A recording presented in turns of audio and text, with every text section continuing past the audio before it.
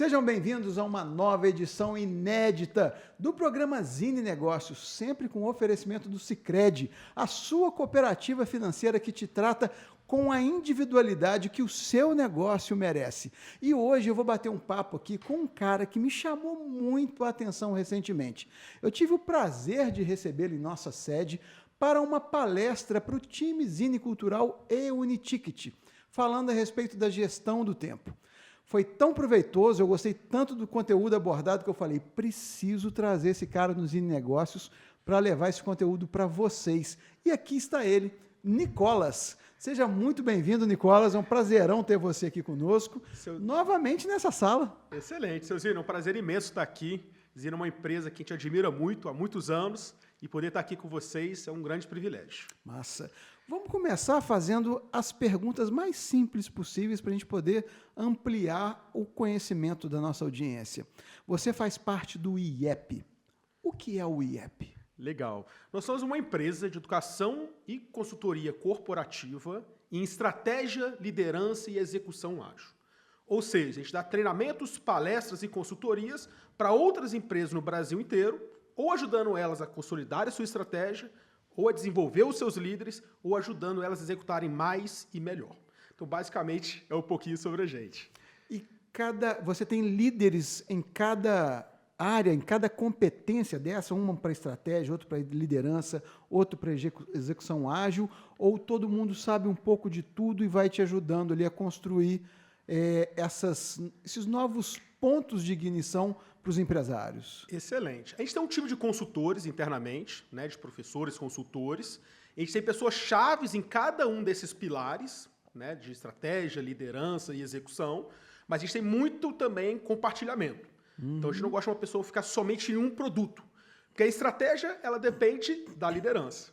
A liderança depende da execução e vice-versa. São temas que estão muito relacionados, então não são temas excludentes. Não são excludentes, verdade. Então eles estão sempre se comunicando. Então a gente tem pessoas chaves para se aprofundar nesses temas, para ver o que tem mais moderno, pesquisas no assunto hoje no mundo, mas a gente tem muito compartilhamento. Então nenhum consultor só dá um treinamento de forma exclusiva.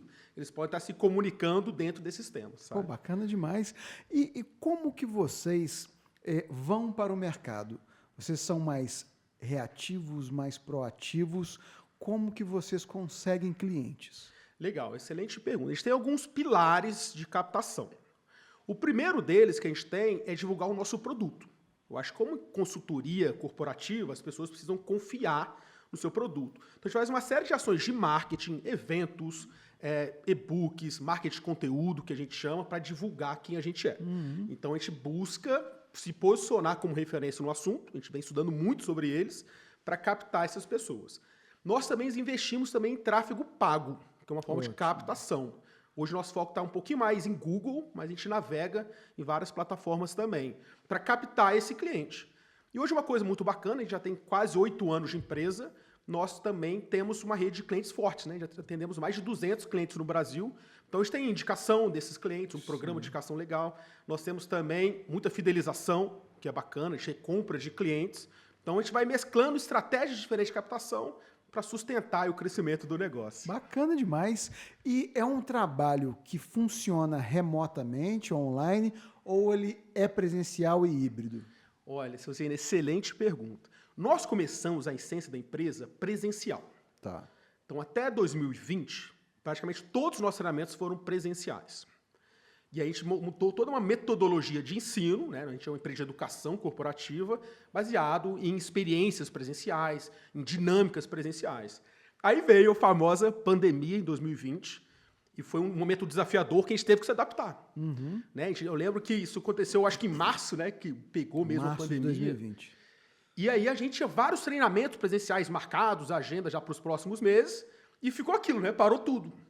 Então a gente percebeu, falou, gente, ou a gente se adapta, pega o que a gente faz bem, que é esse in company, com organizações, e transforma isso no online, ou estamos lascados, né? Vai ficar quanto tempo parado aqui sem treinamento?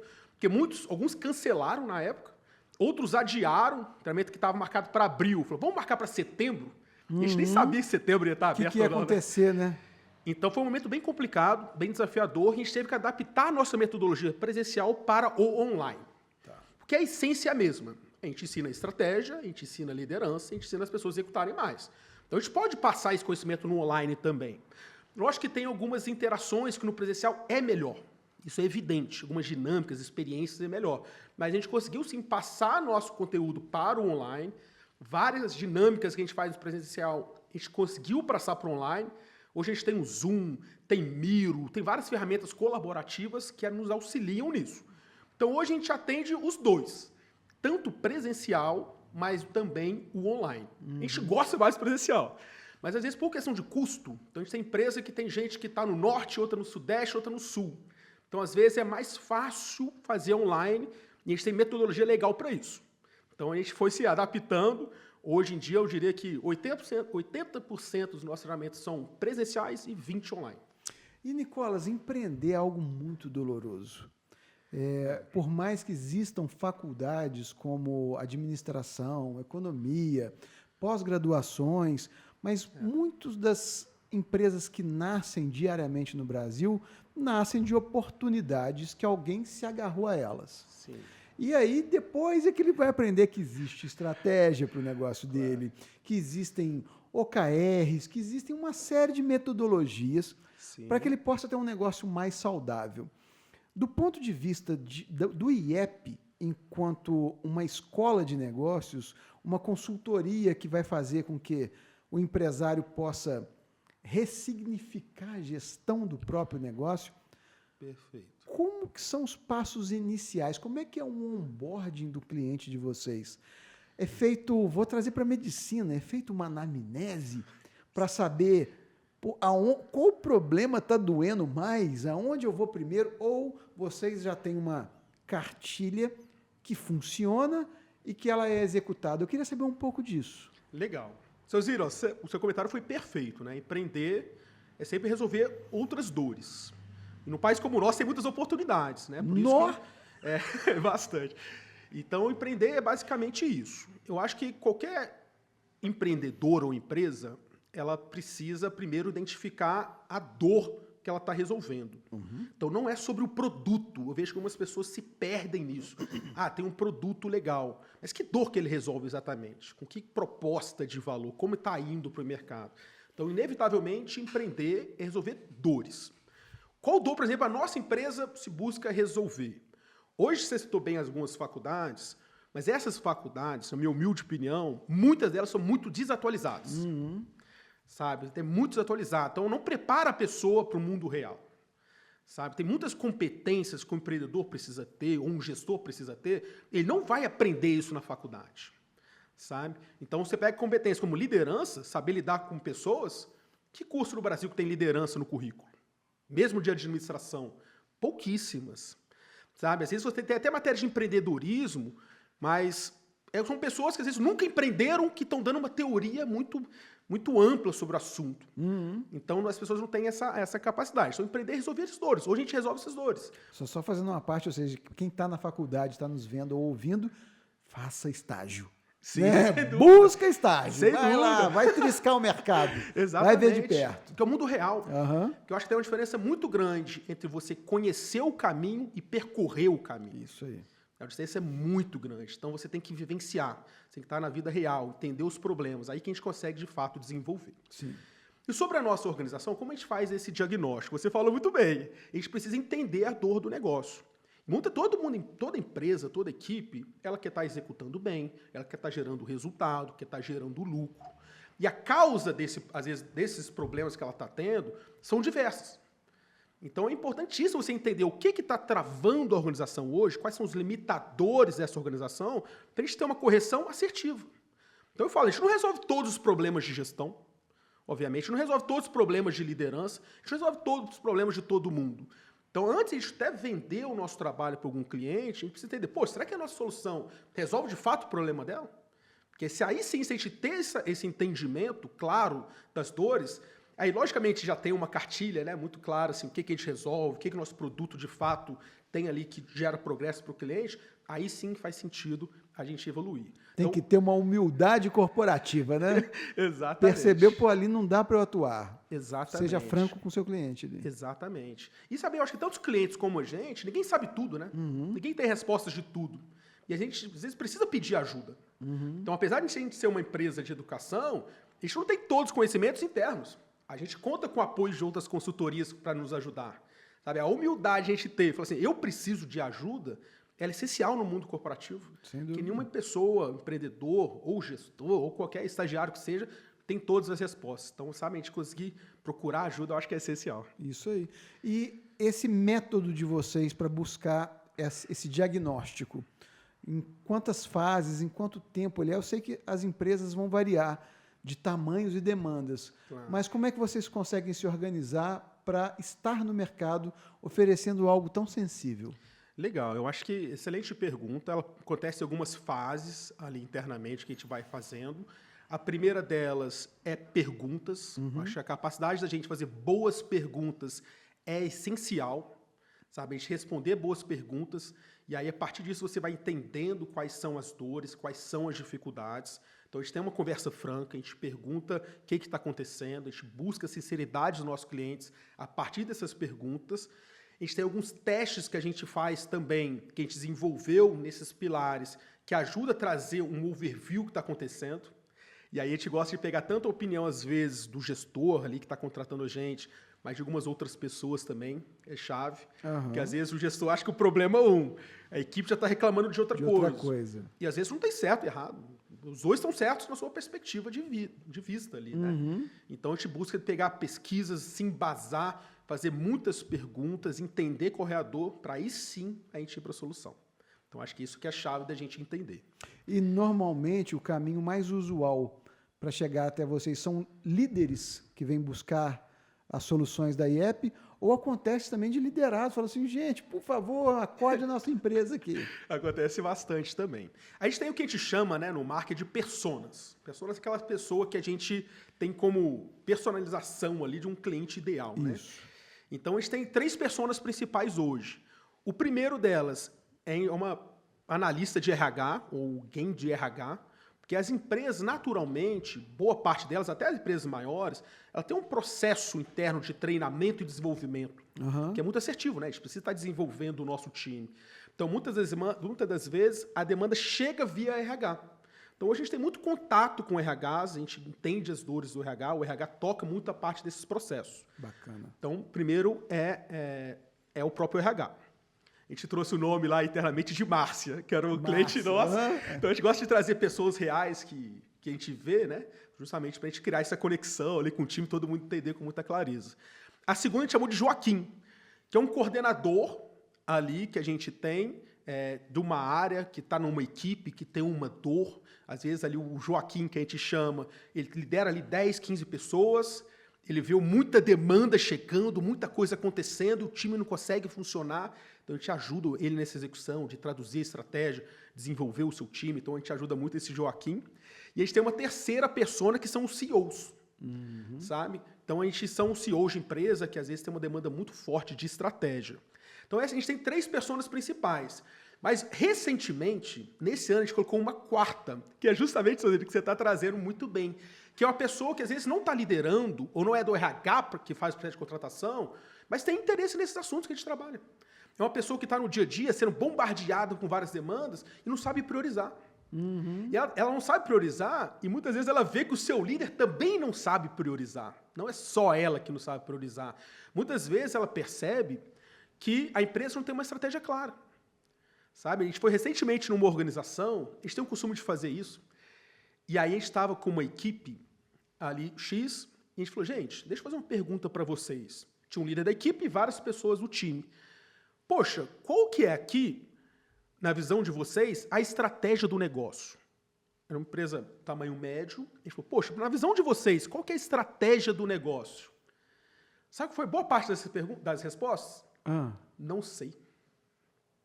Então, essa pessoa, às vezes... Não foram nem informações distintas umas das outras. Foi o não sei. Não sei. Aí, às vezes, o líder chuta alguma coisa, porque é chato o líder não falar alguma coisa, né? Mas, muitas vezes, eu não sei. Sabe? Então, aí a gente chama de Cidinha, a nossa persona. Cidinha. É uma brincadeira interna nossa, de uma pessoa que a gente conheceu. A Cidinha, que ela não sabe a estratégia. Então, ela está sentindo dor disso. Como que ela vai ser uma pessoa estratégica se ela não sabe a estratégia do negócio?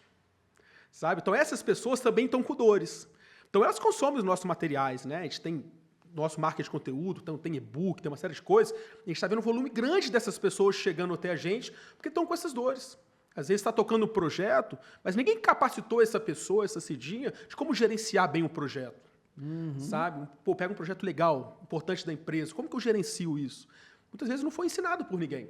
Então, essa pessoa está com dor. Então, essas pessoas também podem levantar a mão dentro da organização e falar, poxa, a gente precisa de ajuda. Talvez a gente possa fazer alguma coisa legal aqui que a gente precisa melhorar. Então, essas pessoas também têm dores e elas podem levantar a mão. Então, basicamente é isso. Bacana. E para quem está nos ouvindo e está sentindo essas dores, seja lá um gestor, seja uma Márcia, seja um Joaquim ou a Cidinha, que orientação você daria para essas pessoas para buscar ajuda? Qual seria o principal, o primeiro ponto de partida, o primeiro passo para sair dessa repetição de conviver em um local onde a sensação de esgotamento e, às vezes, de correr atrás do próprio rabo está cansando esse colaborador, esse líder? Como é que você orientaria esse nosso... Legal. Suzine, excelente comentário. Eu acho que qualquer empresa ela precisa estimular uma cultura que a gente chama de segurança psicológica. O que é segurança psicológica? É você se sentir seguro pessoalmente para tomar riscos pessoais. O que isso quer dizer? Você precisa ser capaz de trazer os problemas para o time. Você precisa ser capaz de chegar para o seu líder e falar, fulano, fulana, desculpa, não tá dando muito certo assim, vamos tentar melhorar? Então, eu acho que as pessoas, às vezes, ficam receosas, com medo de alguma coisa, e não trazem os problemas. Isso é um problema muito grande. Eu acho que a gente precisa ser capaz de trazer os problemas. Você está com uma dor que seja, ali seja de conflito, tem várias dores que a gente tem no dia a dia, levanta a mão. Seja sincero, seja vulnerável. Sabe, poxa, eu não sei, poxa, eu tô com essa dificuldade, vamos trabalhar junto? Tem muita gente, por exemplo, que trabalha muito priorização. Muita gente que não sabe a prioridade e tem vergonha de chegar para sua líder e falar, fulana, por favor, eu estou com uma dúvida aqui, eu estou perdido qual que é a prioridade. E a pessoa, ao não fazer isso, ela vai continuar com o problema, não vai ser resolvido. Então, acho que o primeiro passo é você ser sincero, ser vulnerável, levantar a mão e trazer os problemas. Sabe? E aí, obviamente, o líder, a equipe, tem que criar um ambiente para isso ser seguro, para as pessoas trazerem os problemas, para a gente discutir os problemas. Sabe? Tem muitas vezes a gente vai em consultoria, vai trabalhando nos negócios, aí as pessoas, às vezes, a gente está no meio de um trabalho, puxa a gente assim, poxa, Nicolas, mas o time está assim também e tal. E aí traz alguma reclamação. Aí eu sempre falo, tá, mas você já trouxe isso para o time? Não, eu fico preocupado de como trazer isso. Então, olha só, então, se eu não tivesse lá, não ia ser resolvido? Se a empresa não tivesse contratado uma consultoria, não ia resolver o problema? Então, acho que o primeiro ponto é a gente ser sincero. Traz os problemas. Obviamente, você não vai trazer só problemas, né? Tem que buscar algumas soluções. Mas se você não trouxer e ser sincero isso, as coisas não vão resolver. Colocar poeira embaixo do tapete não vai resolver nada. Então, acho que o time tem que ser sincero, criar uma cultura colaborativa, das pessoas poderem trazer esses pontos, sabe? E trazendo agora uma pergunta para triscar a superfície do seu trabalho. Claro. O que é estratégia para uma empresa? Olha, excelente. Olha, estratégia, para mim, é um dos temas mais importantes e muitas vezes negligenciados. Estratégia é fazer escolhas. Porque a empresa, toda empresa, ela está num patamar. Poxa, eu estou aqui. E, obviamente, você tem que saber para onde eu quero chegar, para onde eu quero ir. E quais são os caminhos que vão me levar lá? Então, estratégia é isso, são as escolhas, os caminhos que nos vão levar até o nosso sonho, onde a gente quer chegar. Eu gosto até de brincar que é tipo o Waze, né? O Waze, você está na sua localização, estou aqui. Para onde eu quero ir? Colocou o seu destino. O Waze vai te dar possibilidades, certo? Tem algum caminho que às vezes é mais rápido, tem um caminho mais longo, tem um caminho que é mais trânsito. E se você errar, ele recalcula a rota. Recalcula a rota, perfeito. Só que muitas organizações, elas estão aqui, mas elas não sabem onde que ela quer chegar. Ou se definiram, poxa, a gente quer chegar lá, não tem clareza como chegar lá. Então, as pessoas não entendem qual é o foco da organização. Então, estratégia nada mais é que fazer escolhas, né, o caminho que você vai trilhar para chegar aos seus sonhos. Numa ótica realmente mais macro mesmo, entender isso, para onde que a gente está indo, onde que a gente quer chegar e como a gente vai chegar lá. Então, estratégia é só você entender onde você está, Definir onde você quer chegar e fazer escolhas do caminho de como você vai chegar lá. Porque na prática também, seu Zine, existem, qualquer organização, ainda mais no mundo de hoje, né? É um mundo de possibilidades. Sabe? Tem muitos caminhos diferentes para você chegar no seu sonho. Então, a estratégia é fazer essas escolhas. Sabe? Entender, vamos apostar nisso e ter esse caminho e destinar nossas energias para isso. E aí a gente vai recalcular a rota, né? Obviamente, se está dando certo ou não está dando certo. E é igual o Waze muito bem, vai recalculando de acordo de onde você está. Mas muitas organizações não fazem essa escolha. Não tem clareza de onde quer chegar, não tem clareza de quais caminhos vão escolher. E aí é muito perigoso, né? Porque aí um gestor puxa para um lado, aí o outro diretor puxa para outro, aí o outro está focando energia naquilo, e quando você vê, a empresa está destinando sua energia em focos diferentes e não foi condensado aonde quer chegar. E como que se define uma estratégia na empresa? Excelente, excelente. A gente tem basicamente alguns passos. Tá? O primeiro passo de um planejamento estratégico, de uma definição estratégica, é entender onde você está. É o primeiro passo. Então, o que eu estou mandando bem, o que eu não estou mandando bem, quais que são os meus resultados, qual área que está funcionando, qual área que não está funcionando, você entender. Estamos aqui em relação aos resultados. Temos essas dores. O segundo passo é você definir a sua visão, né? Onde você quer chegar. Então, queremos chegar ali, com esses resultados, atuando nisso, nesse mercado. O terceiro ponto, a partir do momento que você definiu a visão, é você definir de fato o que a gente chama de alavancas estratégicas. Quais são os pilares da estratégia? Quais são as nossas apostas estratégicas? Por exemplo, a gente estava fazendo um trabalho numa organização recentemente, ela estava num período de expansão. Ela queria expandir um negócio. E aí falou, beleza, mas vocês querem expandir em Minas, que é a sua sede, vocês querem expandir em São Paulo, onde está, né, o maior poderio financeiro do país. Você quer expandir para o Rio ou você quer expandir para o Nordeste ou para o Sul? Temos que tomar essa decisão, concorda? Porque se você fala assim, vamos expandir para o Nordeste, é um esforço, é uma certa atividade, é certos planos de ação. Se eu quero expandir em Minas, que é a sede da empresa, é outro tipo de esforço. A empresa já tem uma marca, então é outro tipo de marketing, outro tipo de operação comercial. Então muda drasticamente. Então a gente precisa definir as alavancas estratégicas. Então a gente gosta de fazer duas perguntas. Onde que eu vou jogar e como que eu vou vencer nesse ambiente? Opa! Então, basicamente isso. Olha, eu quero jogar esse jogo e eu vou fazer dessa forma. Por exemplo, até no nosso caso, a gente é uma empresa de educação. Eu posso fazer treinamentos em company, que é o nosso foco hoje, a nossa estratégia presencial, ou eu posso fazer curso online com um ticket mais baixo para ganhar escala. Talvez a gente chegaria no nosso sonho de faturamento com essa estratégia também. Entrar no mercado do infoproduto e lá vai. É uma estratégia. Só que a gente definiu, nesse momento, que a gente vai entrar em outra coisa. Então você precisa tomar essas decisões, que a gente chama dessas alavancas estratégicas. Então a gente define onde que a gente vai jogar e como a gente vai vencer nesse mercado. Esse é o terceiro ponto. Definiu isso, a gente vai para a quarta etapa, que é traduzir todo esse entendimento da nossa visão, as nossas alavancas, em objetivos, indicadores e metas. Então, a gente vai definir, olha, então, nosso objetivo nesse momento é tal, a gente vai medir dessa e dessa forma, e a gente vai ter essas metas para nos guiar. Só que não adianta você parar a estratégia nas metas. Por quê? O que vai garantir a execução é os planos de ação. E não adianta você ter um sonho muito lindo, né, uma boa estratégia, se você não tiver executando no dia a dia. Então, a gente termina a ótica estratégica, tá, quais são os projetos que a gente vai fazer então, que vai nos levar até lá, quais são os planos de ação. E aí você define a sua estratégia a partir disso e vai para o desdobramento, vai para a execução, vai para o mão na massa. Então, isso que a gente entende das 5 principais etapas de um planejamento estratégico. E dá-lhe disciplina para poder implementar tudo isso, né? Com certeza, com certeza. A gente vê na prática muitos desafios, sabe? Porque ao você trazer isso, você traz mais transparência, sabe? Você traz mais a regra do jogo bem definida. Você traz desafios para as pessoas, né? Ao você colocar uma meta para uma diretoria, uma meta para uma área, você vai tirar as pessoas da zona de conforto. Você mata o tal do, mas eu sempre fiz assim. Exatamente. E isso muita gente tem resistência, né? Muita gente foge disso. Muita gente não quer ali uma meta para ser acompanhado todo mês. Às vezes nem todo mundo quer ali reportar o resultado todo mês. É muito mais confortável você ficar tranquilo, sabe? O Thiago já coçou a cabeça ali, que eu vi. Exatamente. Coçou a cabeça lá. Exatamente. E, então você tem que trazer essa clareza.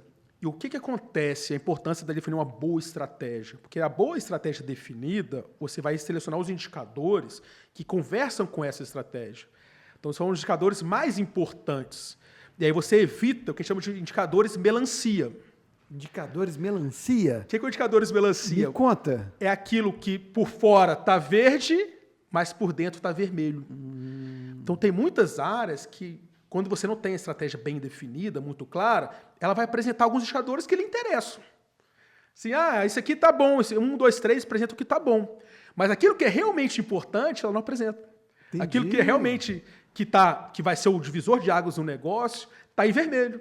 Então, a gente convive muito com isso. Porque se você vai expor as pessoas no bom sentido, né, da gestão estratégica, e você deixa as pessoas selecionarem os indicadores por si só, muita gente vai selecionar aquilo que está bom, né? É raro a pessoa falar assim, não, deixa eu trazer aqui um indicador que está doendo para mim, aqui para todo mundo saber. As pessoas fogem disso. Isso acontece. Então, ao ter um bom planejamento estratégico, olha, a gente vai jogar aqui, a gente pretende vencer nesse mercado dessa forma. Então, esse é o nosso objetivo e são essas nossas metas com muita clareza. Você garante que todo mundo está olhando para a coisa certa. Então, isso é essencial em qualquer estratégia do negócio. De acompanhar e ter essa disciplina, sabe? Até só uma última coisa que eu acho importante falar sobre essa parte de estratégia é o seguinte, e não adianta nada, por isso a sua palavra disciplina foi sensacional. Não adianta nada fazer esse trabalho, o que a gente mais vê na prática? A pessoa faz um trabalho, faz uma imersão, às vezes aluga um hotel, uma coisa bacana, faz uma leva a equipe toda para lá. Leva a equipe toda, faz um material lindo. PPT é lindo. Você vê 2 meses, ninguém nem lembra o que estava no PPT. Então, você precisa de disciplina de acompanhamento. Não adianta nada você fazer essa boa definição, se aquilo vai ser um documento de 80 páginas, bonito, se não está no dia a dia, sabe? E aí, a homeopatia para se conseguir essa disciplina seriam as OKRs, por exemplo? O que elas são e como elas funcionam? Olha, excelente, excelente. A solução é você ter ritual de gestão. Eu vou te trazer mais aqui. Você me elogia o tempo todo. Eu estou gostando. Não, mas é porque são boas perguntas. Então, você precisa de ritual de gestão, sabe? A gente precisa de rituais muito claros, de acompanhamento. E as OKRs é uma metodologia de gestão de metas, que você traz ali as metas mais enxutas, priorizadas, o que é realmente importante naquele momento, e ele sugere uma cadência de acompanhamento mais ágil. Então, você ter acompanhamento mais rápido dos indicadores da estratégia. Então, isso é fantástico, porque você acompanha o negócio, sabe? Porque gestão é você acompanhar, é você entender. Não para você colocar o dedo na cara de ninguém, mas para gerar aprendizado.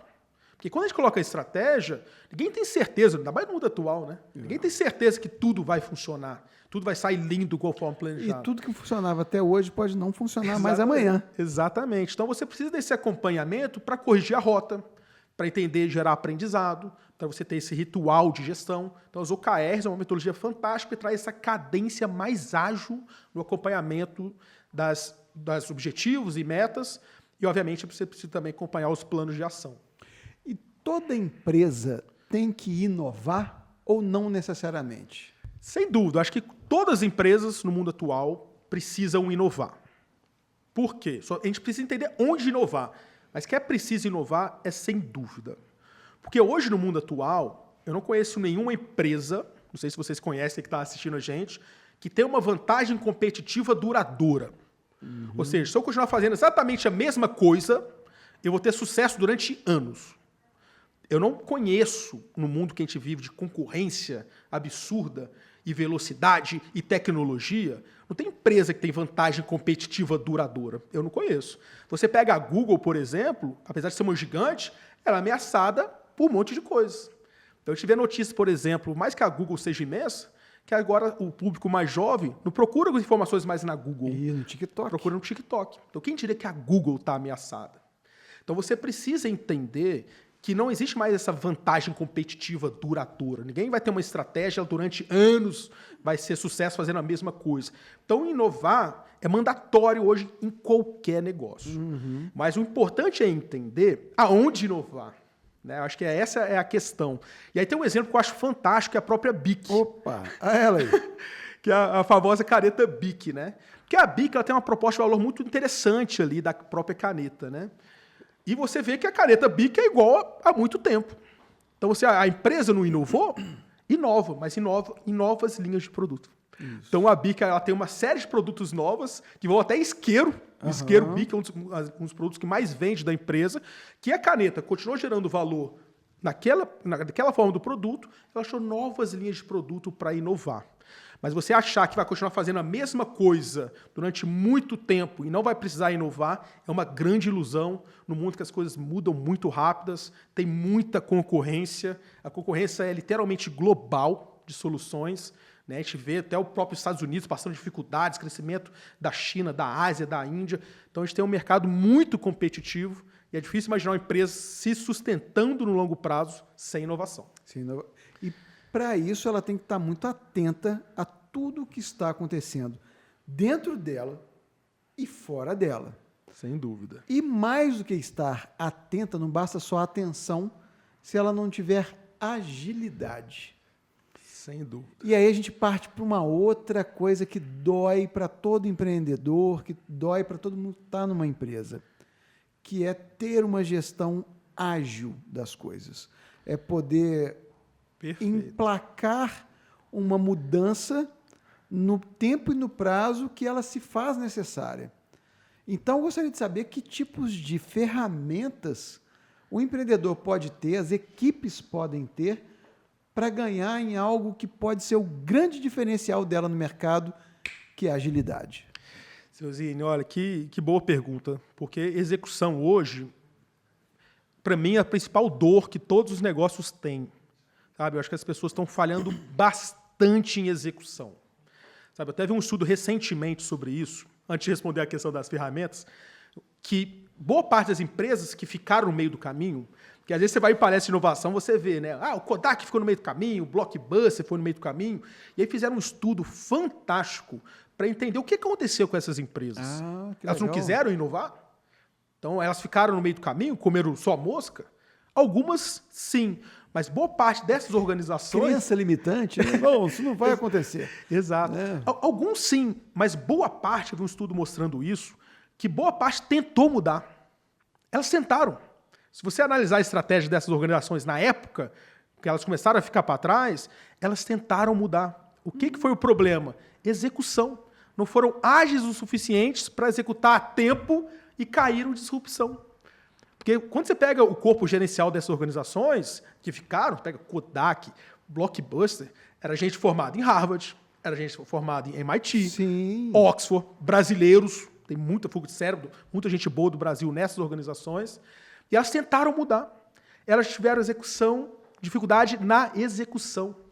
Então, isso que a gente tem que se atentar. Por isso é importante ter uma boa estratégia, mas que você garanta uma boa execução e agilidade na execução.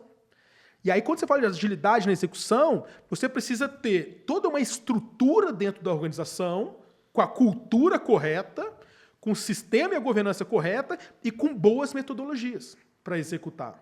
Porque eu vou citar algumas metodologias daqui a pouco que eu acho essenciais, como as OKRs, mas sabe uns das dores que a gente mais recebe hoje em consultoria?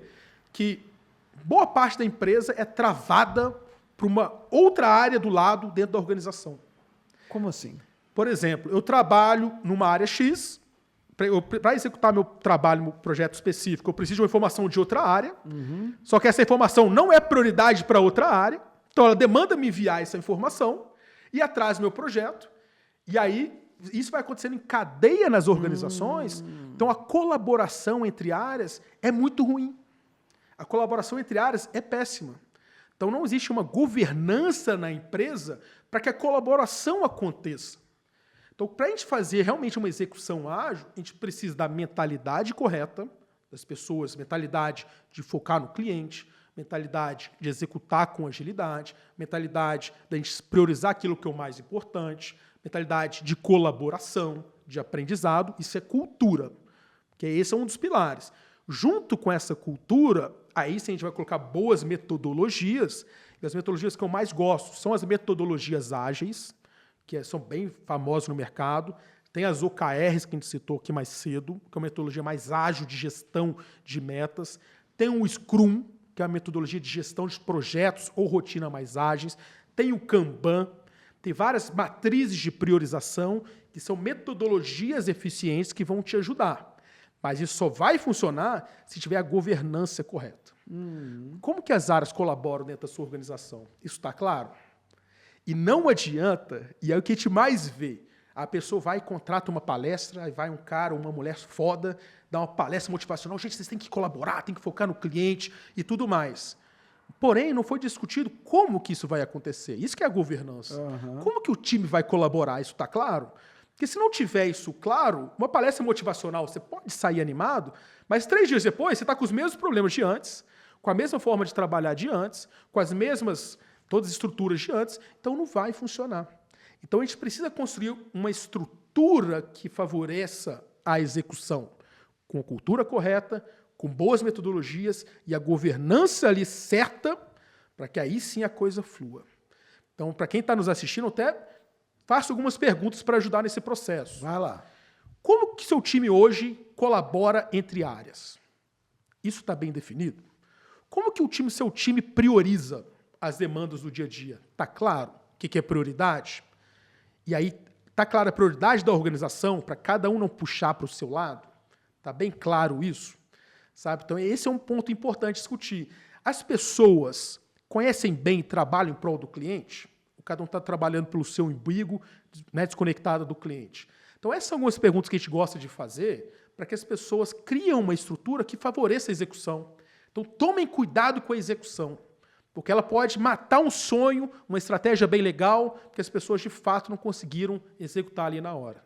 Pô, bacana. Você trouxe para a gente aqui coisas muito ricas dentro da estrutura de desenvolvimento que a IEP coloca à disposição do empreendedor. Perfeito. Vou tentar simplificar ao máximo. Claro, claro, claro. Então, a IEP vai, faz uma foto da empresa e analisa o que é e o que há dentro daquele tempo, daquele momento contemporâneo. Perfeito. A partir dali, percebe aonde estão gargalos, pedágios e aonde existem muros, Perfeito. ao invés de pontes. Às vezes barreiras imensas. Barreiras imensas, exato. Podem variar muito de tamanho. Aí vocês conseguem apresentar formas de construir esse mapa, de onde eu saio, para onde eu vou, Perfeito. que é a estratégia.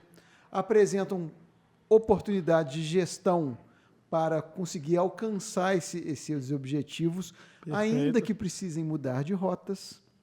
Perfeito. Mas tem um negócio que não está claro para mim. Como se desenvolve a liderança dentro da empresa? Excelente pergunta. Porque até então nós estamos falando de coisas muito territoriais. Sim. Mas como é que você desenvolve o sujeito? O cara que está ali, que acha que sabe de tudo. Nossa, e acontece muito, viu? Para! Acontece muito. O que eu vejo é que desenvolvimento de liderança é um tema importantíssimo e muito quente. Já se fala de liderança há muitos anos, mas ainda é muito quente. Por quê? O que acontece em boa parte das organizações? Uma pessoa, eu sou um analista. Começo a ter uma boa performance, eu desempenho bem o meu trabalho, eu sou muito bom tecnicamente, eu mando bem naquilo, e a empresa, como reconhecimento, nada mais do que merecido, me promove a liderança da área. Acontece isso, é um reconhecimento pelo bom trabalho técnico de uma pessoa. Só que se a pessoa entra no cargo de liderança, ela foi capacitada para ser líder? Em que momento na carreira dela teve vários treinamentos de liderança? Ela tem clareza do que é ser líder? Ela sabe dar um feedback? Ela foi treinada em como gerenciar conflitos? Ela foi treinada em como ter segurança psicológica? Então, hoje as pessoas são promovidas por serem excelentes tecnicamente, porém elas carecem de habilidades de liderança. Então, as pessoas não foram treinadas nisso. Então, o que a gente faz é trazer toda uma metodologia que envolve um assessment, né, um diagnóstico de liderança, de entender quais são os gaps que aquela pessoa tem. A gente treina essas pessoas em liderança e ensina como elas tirarem do papel rituais de liderança para colocar isso acontecer. Então, isso que é o mais relevante, precisa treinar essas pessoas. As pessoas precisam ser capacitadas. E as empresas precisam entender isso. Ainda mais empresas que crescem muito, elas têm que rapidamente colocar pessoas tecnicamente, são boas tecnicamente, em cargos de liderança. E muitas das vezes elas não sabem liderar. Então a gente precisa capacitar essas pessoas. Sabe? Acho que esse é o primeiro ponto. Treinamento mesmo. Elas não foram treinadas nisso. Sabe? Então, como que você, fazendo uma pergunta assim, aleatória, como que um líder, né, ele vai saber desenvolver o propósito do time dele, se ele não foi treinado? Como que um líder vai saber dar feedback de forma assertiva se nunca foi treinado nisso? Como que ele vai conseguir fazer tudo isso que a gente está falando aqui se não foi treinado para isso? Então, o primeiro ponto mesmo é capacitar essas pessoas. Garantir que elas tenham conhecimento correto e prático sobre isso. Então, hoje ainda a gente tem muito problema de pessoas que não têm postura de líder, que ainda são chefes e não lideram pessoas, sabe? Que isso é muito importante da gente alinhar. Então, mais uma vez, é onde a IEP dá as mãos. Sim. E faz essa recolocação, vamos colocar assim, Sim. de, olha, você precisa caminhar por aqui, dessa maneira, e haja humildade do lado de lá para poder acolher essas informações também, né? Exato. Aí eu quero contar duas histórias que eu já tive que foram bem interessantes. A primeira é uma teoria que chama efeito Dunning-Kruger. Alguém já ouviu falar? Eu já ouvi falar do Fred Krueger. Ele matava adolescentes durante o sonho. Mas, sei lá, na década de 80 você não era nem nascido. Não, eu já vi esse filme já. A Hora do Pesadelo. É o efeito Dunning-Kruger. Dunning-Kruger é dois pesquisadores americanos que foi feito um estudo feito em 99 na cidade de Cornell. Antes de explicar o estudo, deixa eu tentar explicar como eu fiquei sabendo dele. Em 2013, quando a gente começou a trabalhar com consultoria, eu falava muito mal em público, e aí eu precisava me capacitar, eu fui fazer um curso de oratória em São Paulo. Opa. O curso de oratória é basicamente o seguinte: todo mundo recebia um capítulo de um livro aleatório, tinha que ler o capítulo e tal, dava um tempo ali no curso, e todo mundo tinha que apresentar esse capítulo lá na frente. E aí todo mundo que apresentava, a turma toda avaliava essa pessoa, nota mesmo, vários critérios, dicção, clareza, presença de palco, vários critérios, e depois a pessoa fazia uma autoavaliação. E assim, eu fui um dos piores da turma, disparado. Que bom, né? Porque eu estava lá para aprender, né? O intuito. Mas teve uma pessoa específica que foi muito mal. E tudo bem, né? Ela está ali para aprender, ela está no lugar certo, obviamente. E aí todo mundo da turma estava dando para ela assim, nota 5, de 1 a 10, né? 4, 6, 6,5. Normal, ela estava tendo muita dificuldade, gaguejou, ficou muito nervosa. E aí, e a pessoa, curiosamente, estava do meu lado. É quando ela foi fazer a autoavaliação dela, ela, 8, 9, 7. Tá esquisito esse negócio, cara. Como assim? Aí eu fui falar com a professora que estava dando curso, mulher fera. Aí eu falei, pô, Marina, olha que loucura, cara. Aquela pessoa X, para mim, ela foi a que mais teve dificuldade na turma aqui. E ela deu tudo 9, 8. Que loucura isso, cara. Aí ela falou, não, mas isso é normal, isso acontece demais no mundo corporativo, que é o efeito Dunning-Kruger. Que pessoas que têm baixo conhecimento ou experiência tendem a ter uma autoavaliação melhor. Gente! Então, ou seja, porque quanto mais você cria conhecimento sobre um assunto, mais você descobre que tem muito mais a aprender. Uhum. Né? Então, uma pessoa que não conhece muito pouco do assunto, ela tende a achar que sabe muito sobre aquilo. E aí a gente foi vendo, aí foi um estudo feito em 99 em Cornell, que comprovou isso. Que pessoas com baixo conhecimento tendem a ter uma autoavaliação melhor. Que o estudo chamou do pico da estupidez. Olha que loucura. Pico da estupidez. E quanto mais a pessoa vai criando... Vou usar esse termo agora. Pico Pode usar, da estupidez. E é muito comum.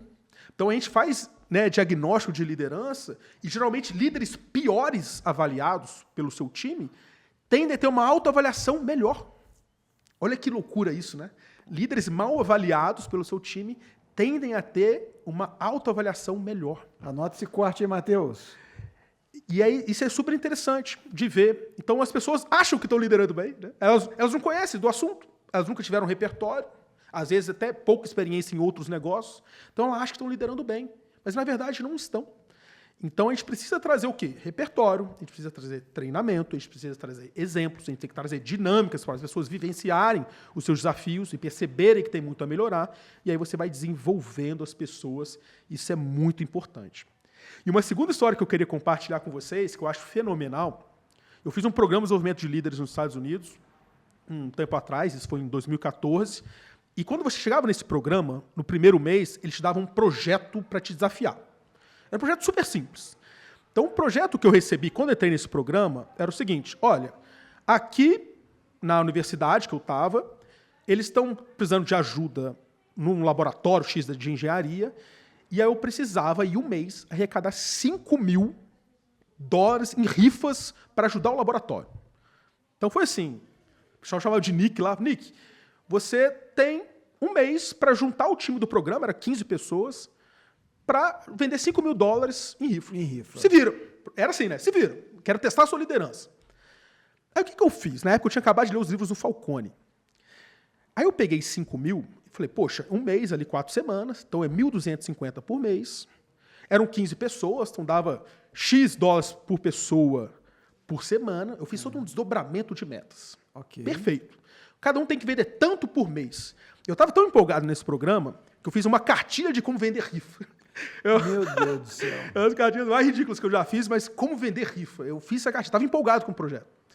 Aí eu cheguei na reunião do programa, tentei falar, galera, vamos lá, vai ser bacana. Que semanalmente eu vou fazer um report de quanto que vendeu por pessoa, vou fazer um acompanhamento, conto com vocês, legal. Aí beleza. Aí passou a primeira semana do programa, a gente teve vendido 1.250, que era a meta. A gente vendeu tipo 180. Ok. Muito abaixo. No papel tava lindo. Tava lindo. Aí eu falei, pô, pessoal, conto com vocês e tal, vendemos quase nada, tem gente que não vendeu nada. Pô, conto com vocês aí nessa jornada e tal, vamos lá, etc. O projeto é importante, o laboratório tá precisando, tentei gerar valor pro laboratório. Aí passou a segunda semana, aí juntando a semana 1 e 2, a gente tinha vendido $450. Era para ter vendido 2.500. Então a gente tinha nem 20% da meta.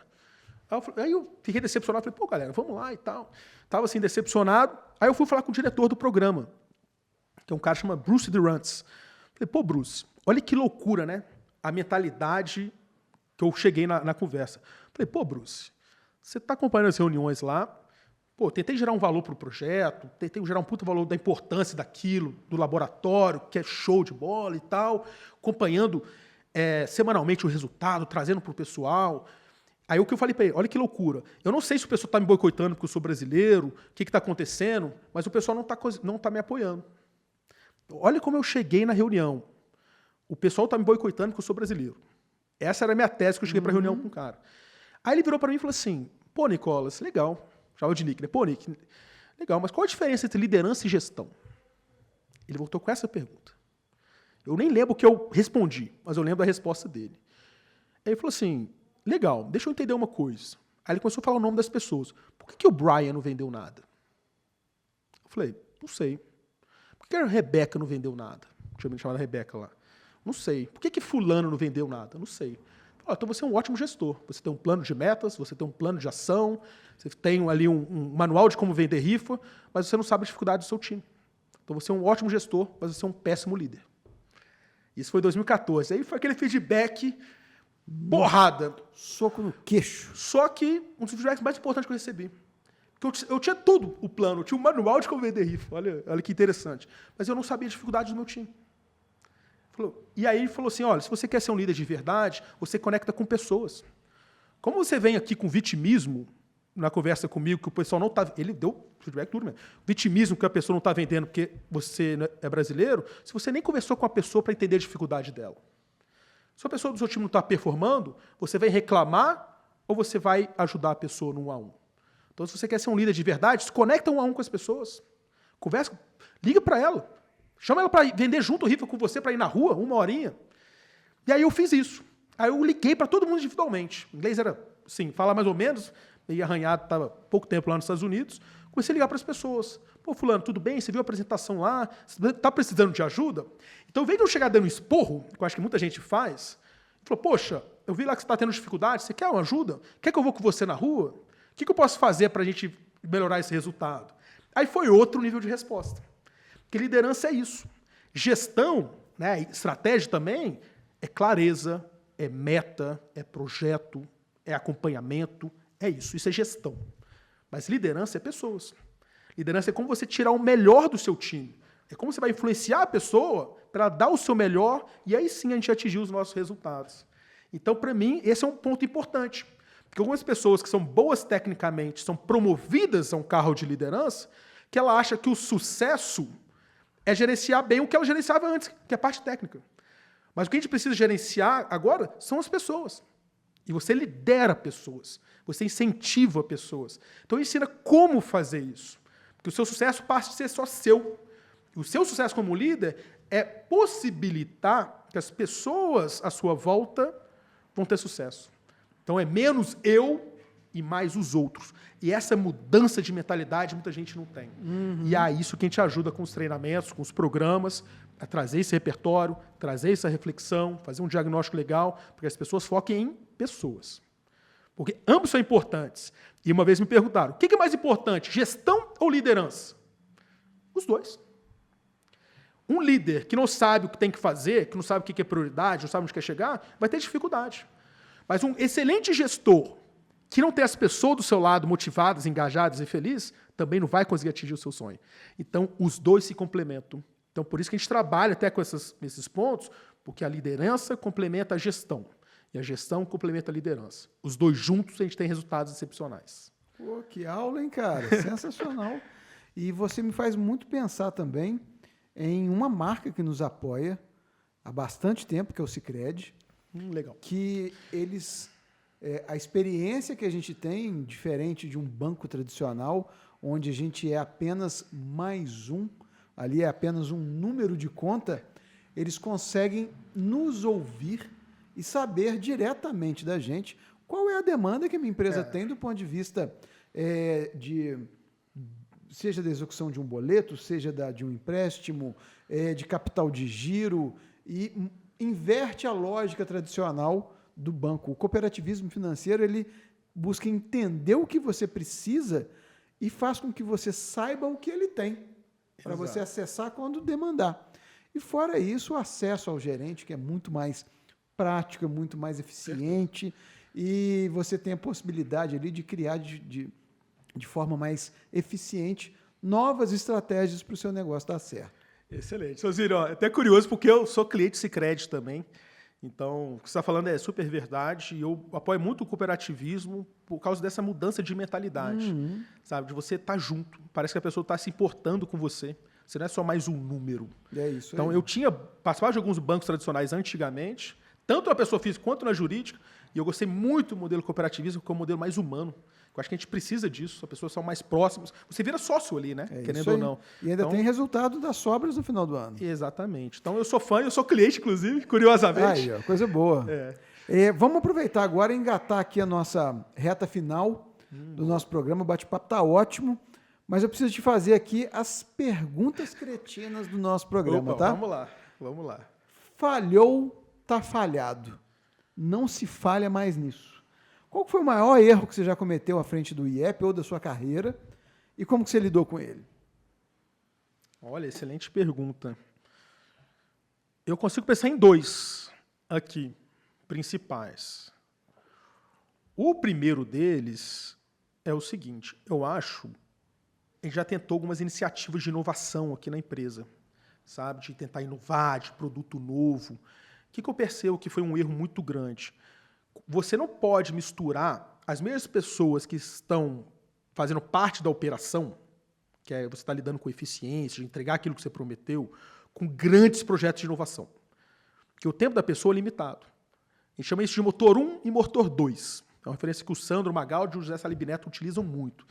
O motor 1 e motor 2. O motor 1 é aquilo que você toca o seu negócio hoje. E aí você precisa de eficiência aqui dentro, né? O motor 2 são iniciativas de inovação. E muitas vezes a gente tentou fazer boas iniciativas de inovação usando as mesmas pessoas. E o que a gente percebeu? A iniciativa de inovação não ia muito para frente. Fadiga. E o motor 1, que é o nosso ganha-pão, também era prejudicado. Então a gente já teve esse conflito algumas vezes na nossa história, que hoje eu vejo com mais clareza, que você quer tocar um projeto legal, você utiliza uma equipe diferente. Sabe? Você tenha tempo para as pessoas tocarem esse projeto de inovação. Porque o nosso tempo é limitado. Motor 1, sabe? motor 2. Então, a gente utiliza muito essa... Pô, seja uma iniciativa de motor 1, é aquilo que toca o seu negócio, ou de motor 2. Porque seja motor 2, quem são as melhores pessoas para tocar isso? Se vai tirar pessoas aqui do 1, então como que a gente vai repor esse tempo?